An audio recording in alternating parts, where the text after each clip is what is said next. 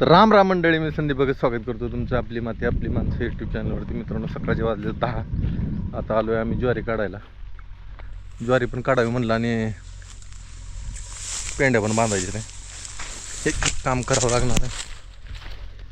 खाली मोटर चालू करायला गेलो तर हिनं पात धरली.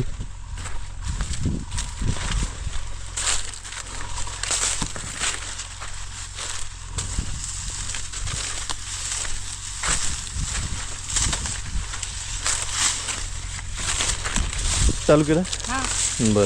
2-3 पेंड्या काढल्या की काढल्या का तर मंडळी पात धरू आता. आज एवढं दंड कडला लावून काहीतरी पेंड्या बांधून घेऊ म्हणतो मी. तिकडच्या पलीकडल्या पहिल्या दिवशी काढलेलं नाही का?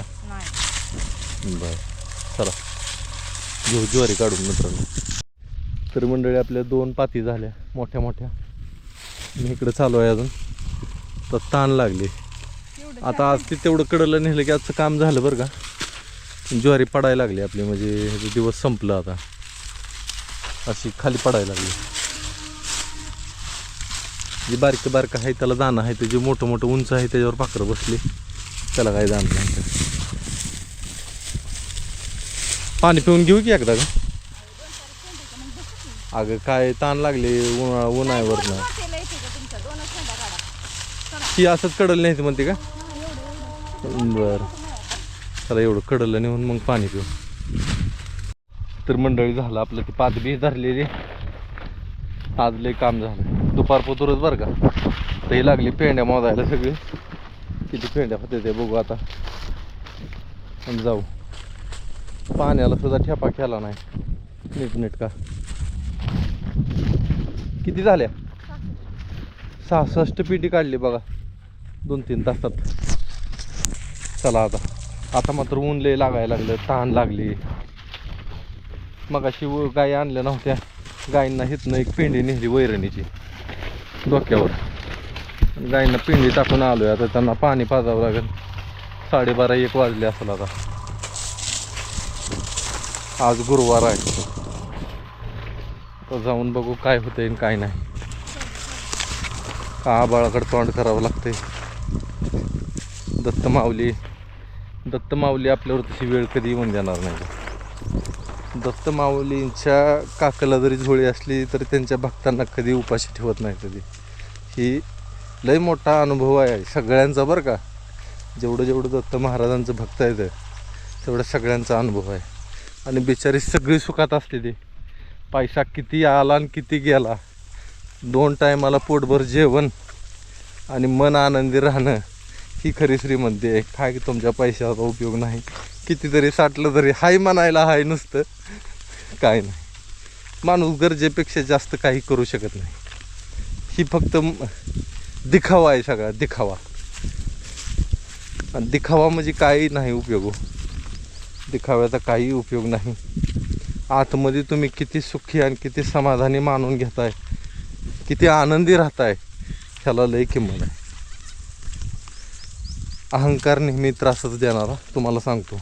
माणसाचा अहंकार त्याच माणसाला त्रास देणार. माणसाचा क्रोध त्याच माणसाला जाळून टाकणार.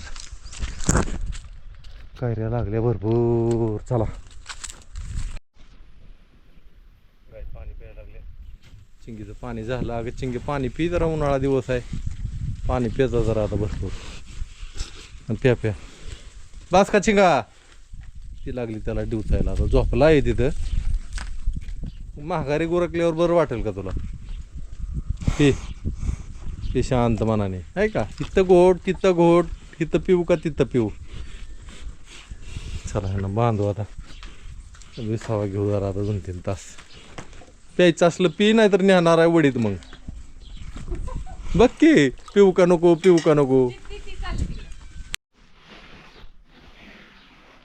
मंडळी आपलं चालू आहे दादा पिशव्या शिवायला. 5 किलो 10 किलो 15 किलो 12 किलो जशी ऑर्डर असेल तसं ही शिवायचं चालू आहे. एका ताईचा अजून फोन आलता. ते म्हणले दादा तुमची डाळ जरा घट्ट होती. म्हणजे घट्ट होती म्हणजे मला समजलं नाही. काय असतं नेमकं? काय बाकीच्या डाळी घट्ट होत नाही का वरण? वरण जरा थोडं थंड झालं का की ते असं पिटल्यासारखं एक जीव होतं, त्यात पाण्याचा अंशच राहत नाही. हां हां. बाकीच्या डाळीनं होत नाही का? इकडच्या डाळीने शक्यतो एवढं होत नाही. आणि तसं म्हणायला तर आता लई दिवस झालं आपण ती इकडची डाळ तुरीची कधी खाल्लीच नाही, कधी खाल्लीच नाही इकडची डाळ. आपण घरचीच हां, पहिल्यापासून घरी, पहिल्यापासून जन्मापासूनच तुरी रानात होते त्या, म्हणल्यावर कशाला इकडची आणायची वेळ पडत नाही, त्यामुळे इकडच्या डाळीचा अनुभव नाही. पण त्यांचं म्हणणं असं आलं की वरण घट्ट असं होते. तर मला तुम्हाला सांगतो, आज आज कालपासून 4 ते 5 फोन आलं मला शेतकऱ्यांचं, मधमाशीची पेटी मिळेल का. तर आपल्याकडे 4 ते 5 पेट्या तयार झाल्या होत्या मधमाशीच्या, एका पेटीपासून बरं का.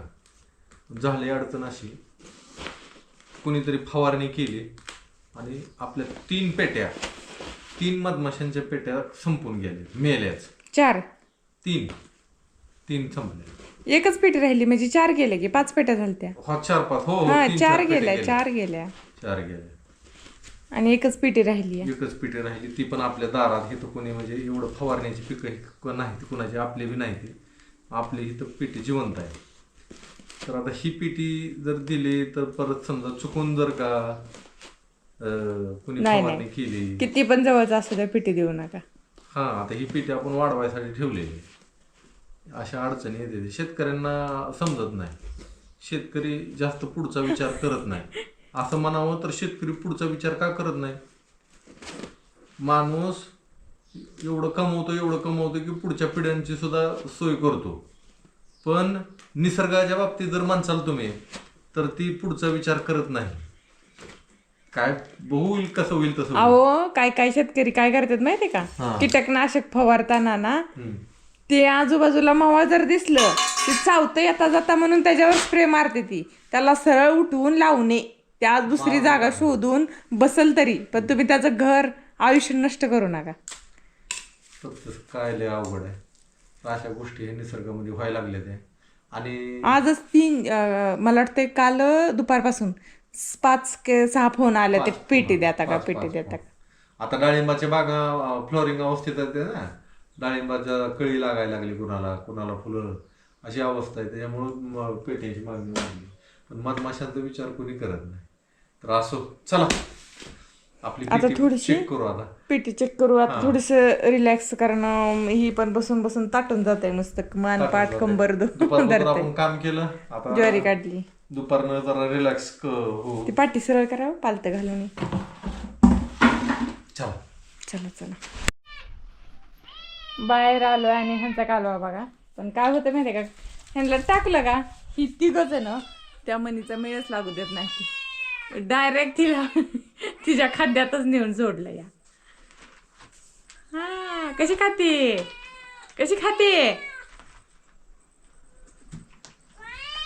नामा म्हणतोय, मला कुठनं उडी मारा येते का, आणि हलणार नाही त्या, जोपर्यंत मनीचा कुडूम कुडूम आवाज येतोय ते खाल्लेलं, तोपर्यंत हलणार नाही ती. बसा. आता ही एक घर पक्षाने नवीनच बनवलंय बघा. जास्त खाली जर वडला पाला ही वाळलेली फांदी ते निसटली तर हे पक्ष्यांचं घरट्याचं वाटं होईल, तर मी काय खाली वडत नाही. पण बघा, आणि ही काय करतं माहिती का, घराला जाळी लागते का नाही, घराला असं कुठं पण असं वरती कोपऱ्यात वगैरे तसल्या जाळ्या असतात का, तिथं कुठं पण झाडात अडचणीत किंवा आपल्या शेडमध्ये अशी कुठंतरी जाळी असली का, ती जाळी आणतंय आणि त्या घरट्याला जाळी लावतंय. हो का, ही जाळी इथं बघा, तर ह्यात किती दिसतंय काय माहिती, जाळी लावतो आणि घर तयार करतो. मी म्हणायची कसं करत असेल ही, पण ते आणून तिथं लावून ठेवतो. प्रत्येक जीवाला काहीतरी कला दिलेली आहे बरं का. चला आपल्याला जायचं पिटीकडं. ह्याच्यात दिसत नाही तर पक्षी, नाहीतर पक्षी आपल्या इथं लय आहेत. हो का, आता इथं चिमण्या येत्या, तसलं हिरव्या चिमण्या येत्या, ते मधमाशा लय खाते. त्या काळ्या चिमण्या येत्या, आपल्या ज्याला आपण चिमणी म्हणतो ते आहेत, सुगरण्या येत्या. इतकं पक्षी येतं की नाही, नुसतं बघतच राहावं असं वाटतं. तर आपल्या ह्या पेट्या रिकाम्या झाल्या त्या, एकच पेटी आहे इथं मधमाशांची, ती ओपन करायची. ओ ती जाळ ही आणा तुमचं माशांची जाळी,